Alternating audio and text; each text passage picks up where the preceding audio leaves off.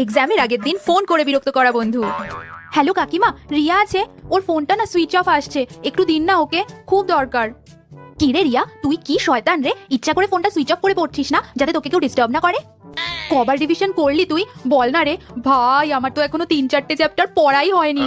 ভাই জানিস কি হয়েছে, আমি তৃষাকে ফোন করেছিলাম, ওর মা বললো ও নাকি 4 দিন ধরে ঘর থেকেই বাইরে বেরোয়নি, এত পড়ছে। আর আমাকে দেখ, আমি তো 2 লাইন করে পড়ছি আর উঠে পায়চারি করছি।